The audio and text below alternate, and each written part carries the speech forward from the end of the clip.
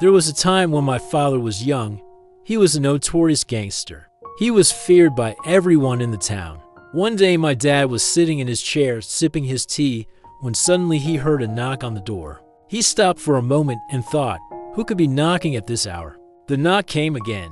Dad opened the door and saw a young man with a bruised face standing in front of him. Is this the way to knock someone's door? Dad asked angrily. The young man looked up and said, "Sorry, sir, I didn't know this was your house. I thought it was my friend's house. Can you please tell me where he lives?" Dad looked at the young man's bruised face and asked, "What happened to your face?" The young man replied, "I got into a fight with my girlfriend's father and he beat me up." Dad was taken aback and said, "You don't talk back to elders like that. Do you think it's okay to raise your hand on your girlfriend's father? You deserve a good slap." The young man nodded his head in agreement. Dad called his son, "That is me," and said, "This young man is your role model. I want you to learn something from him." I went to the young man and asked, "What's your name?" "Rahul," he replied. "Well, Rahul, I want you to learn from my father. He may be old, but he's still a badass. I want you to become a legendary gangster like him one day."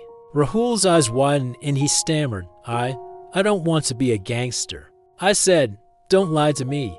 You love those action movies where the hero beats up the bad guys and gets all the money. If you say you don't want to be a gangster, then who's gonna protect our family? Who's gonna make sure everyone respects us? You have to be tough, Rahul. You have to learn how to fight, how to intimidate people." Rahul looked down and said, "But I'm not interested in all that." I sighed and said, "Don't worry, I'll teach you everything. You just need to follow me." Rahul hesitated for a moment, then nodded his head.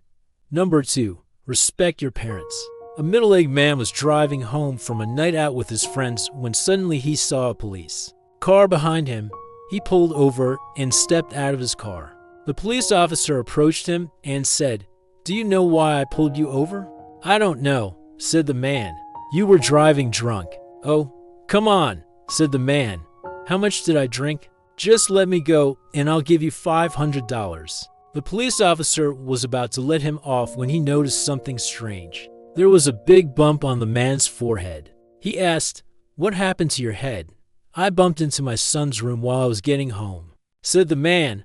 The police officer was taken aback. "You mean you live with your parents?" "Of course not," said the man. "I'm an independent adult. Why would I live with my parents?" The police officer was stunned.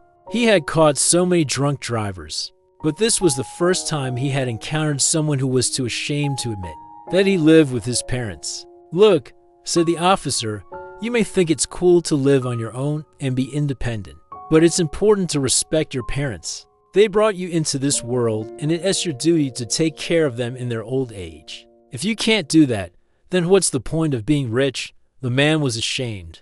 He realized that his friends had tricked him into drinking too much. He thanked the officer for waking him up and promised to never forget what he had said.